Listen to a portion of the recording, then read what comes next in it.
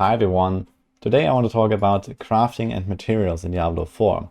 In Diablo 4 there are many different materials that you gather when you are out in the world adventuring, fighting monsters and just gathering from the ground actually. And each of them has a different purpose, and there are various artisans that you can go to and use those materials. So there's the alchemist for potions and elixirs, there's the blacksmith for salvaging and upgrading items, there's the jeweler for your sockets and gems and stuff like that, and there's the occultist that also has various purposes, including enchanting items and crafting legendaries. So I will go over each of those vendors in detail in a separate video, but here I want to talk about the general overview of all of the materials and getting a better understanding of what exists and where you find it and what you use it for is very helpful when you start out in the game eventually. One cool thing about Diablo 4, something that was definitely done right in my opinion, and a long requested feature in Diablo 3 is the auto pickup of materials. So you don't have to click 100 times to pick up stuff from the ground. Unfortunately, we don't see it in this clip here because this guy wasn't moving after they opened the chest. But you see here, for example, Redamine is one of the herbs, and if you walk through it, you're going to automatically collect it. And the same applies for any other crafting material in the game. So if you click on a herb and you just walk through it, or if you click on an ore, or when enemies drop certain body parts, you just walk through them and you get them automatically, including gold as well. The items that you have to pick up on your own are the physical pieces that actually go into your inventory and occupy some space, like any kind of equipment piece or the gems, for example. So those you have to click because, well, very often you also might not want to pick up certain items because they're not the right item type that you're looking for. And all of the materials, they have a separate storage in your inventory with a button that you can open to see all of your crafting materials. And they actually don't take any space. So let's jump in here in our post. We have this on Maxwell already. That gives you a bit of an overview. Unfortunately, we don't have the in-game screenshots of each of them, but instead we have our, so to say, fake tooltips here. So these are the in-game descriptions of each of those different materials. In total, there are 23 materials and 3 different currencies in the game in the beta right now. So I expect it's probably gonna be what we're launching with. And there is certain different categories. So I mentioned this already, there are the plants, there are the monster parts, there are ores, there are skins, there's a salvage material, and then there's also currencies. The good part that each of those tooltips actually gives you a description of what this certain material does and also usually where you find it. So in the case of Gallowine, for example, this is a name you have to remember. This is going to be a very important herb. You're going to use this pretty much everywhere, but you can also find it pretty much everywhere. So this is kind of like the herb that just grows everywhere, and you can walk past it, you can click on it on the ground. There's no cast animation or something like that. If you think about World of Warcraft, for example, it's just like opening a chest, so to say, and the herb pops out and you automatically pick it up. So it's not like really breaking the flow or something like that. And occasionally you're gonna run into them and just click them while you're fighting or between monster packs or something like this. But basically every single region in the world, there's 5 regions, has their own herb. So there's Howler Moss in Skull's Glen, there's the Biteberry in Fractured Peaks, etc, etc. And then there's a few of those more rare materials here, the herbs. So there's the Angel Breath that also can appear anywhere, but it is relatively rare and you need it for certain elixirs, for example, or for upgrading a potion later down the line. And then there is the Fiend Rose, which can only appear during the Helltide. So the Helltide, there is another material that also only appears there, is some endgame activity that we haven't been able to play in this version that we've played, but you have the opportunity to find certain crafting materials there. This is one of the outdoor endgame activities. Those herbs are generally used for potion upgrades. So for example, every 10 levels or so, you can go to the alchemist and upgrade your healing potions so that they're a bit more potent and you get more out of them. So you definitely want to do that to just be at the full power that you can be with your character. And on top of this, you can also craft consumable elixirs. These elixirs are relatively useful. They give you a certain, let's say, resistances, attack speed, crit, any kind of extra stats basically, on top of also 3% extra experience.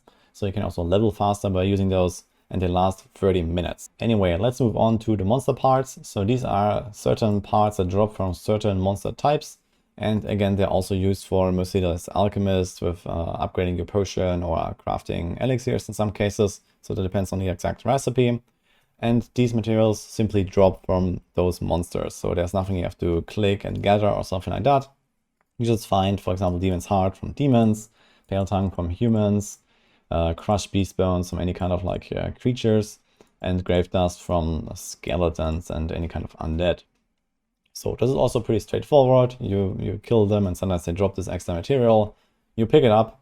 This is definitely something where you have a lot of freedom in when and how to farm it. So this is quite useful, and you realize that if you need this or that, you can go to certain areas in the zone and try to hunt down certain enemies. Then we have the ores. So there are 3 different types. 2 of them are quite common. So there's the iron chunk and the silver ore. So you can just run around, and similar to the herbs, you can find these ore veins and you click on them, and then like a few of these ores jump out, and you just collect them automatically when you run past them. So this is again also pretty straightforward. You can also find these ores from salvaging items. So for example, if you like salvage weapons or something like that, you can get some of these materials and you don't actually have to run around and try to gather them. But again, there's like certain areas, for example, in Fractured Peaks is a very mountainous area. There's a lot of ores there, but in other regions it might be a bit less, depending on where you are exactly. But in general, this is probably not really the biggest issue. But then there's also the Scattered Prism. So this is a special type of material, and you cannot find this from any of those ores or random drops, but instead they come from world bosses. It actually says that, and it also drops from treasure goblins. So at least I have found some from treasure goblins. So this is kind of like this relatively rare material, and it has a very specific purpose, which is adding a socket to an item. So the way that sockets work is it's just like a extra stat, so to say, like a bonus roll that can or cannot happen whenever you find an item. But you can also take an item that doesn't have sockets and add more to them until the maximum of these item slots. So generally this is quite costly, so having a socket pre-rolled is quite valuable, but you can get them by farming, for example, world bosses. So I believe that's actually pretty cool. So it gives these world bosses a pretty important like purpose without having you or without forcing you to farm them whenever they pop up. So it's kind of like, you try to maybe save up a few of these prisms just in case you find an upgrade for your items and it doesn't have a socket, and then you can add a socket. And then whenever you run low, you're just gonna farm some world bosses again on a timer. And yeah, you always try to keep like a healthy stock, I guess. Here are the skins. So this is another very small material group. It just has the common skins and the magic skins. And they also just drop from any kind of like creatures. So if you go and hunt like, animals, bears, whatever, you can find them similar to those crushed beast bones, and they just drop. Or you can also salvage them from armor equipment. So any kind of armor that you salvage at blacksmith will transform into these leather materials.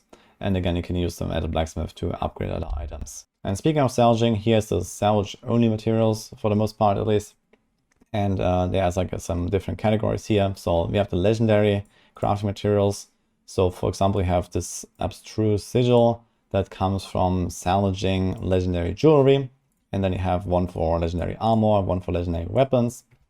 And effectively, whenever you find, let's say, a legendary weapon, you salvage it, you get one of these baleful fragments.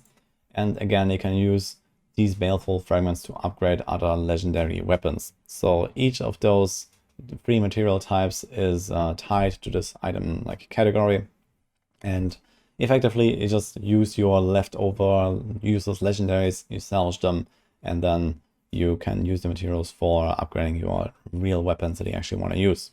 So you need to find like a certain amount of these legendaries to actually reach the maximum power of your equipped pieces. Then we have the Forgotten Soul. So this is a name you might remember from Diablo 3. And this again is a Helltide only material similar to the Fiend Rose. And I expect this will be very rare. So there was a bug actually in this preview version that we played, where we were able to find sacred ancestral items, which are supposed to unlock in later difficulties. But we had them, and you can see that, for example, when you try to enchant them. So if you try to roll a stat to a different stat on them, on the occultist, you need these Forgotten Souls. The developers also have specifically stated that the cost of enchanting items is going to be significant. And also we're going to use them, I think, for blacksmith upgrades, at least on the highest tiers. So this is definitely going to be something that is going to be very sought after and gives you another important reason to farm this Helltide event that will appear in the end game. So Forgotten Souls is going to be quite an important thing. I imagine these legendary crafting materials here that you get from salvaging is not going to be such a like really rare like commodity basically, but instead you're just going to like stack them up slowly and then use them whenever you have a good item at your hands. There are two more of these salvage materials. One is the Veiled Crystals. You might also recognize this one. This comes from salvaging rare items, so this is a lot more common because you find rare items all the time. And this is also used, for example, for enchanting. But generally, it felt to me like I found way more than I needed of these Veiled Crystals, and you don't even have to salvage every single rare item. There might actually be a reason, for example, to just vendor rare items for gold, because gold is a quite important currency.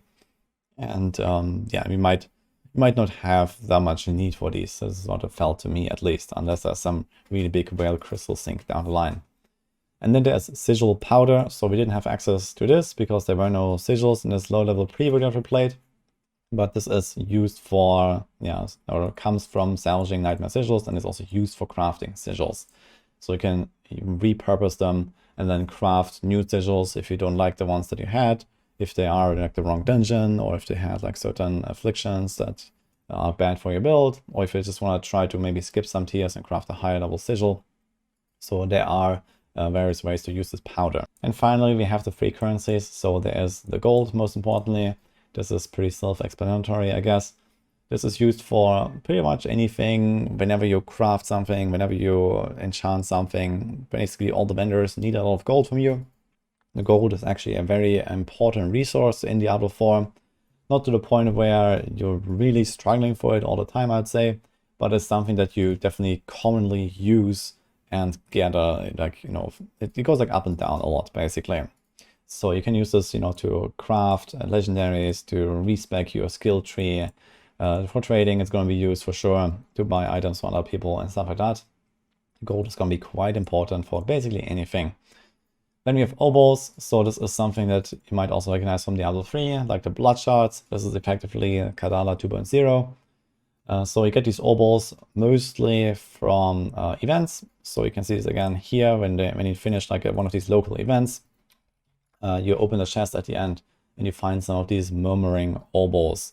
And then you can go to a certain vendor in town, the purveyor of curiosities, and you can use those Obols to gamble for certain item parts.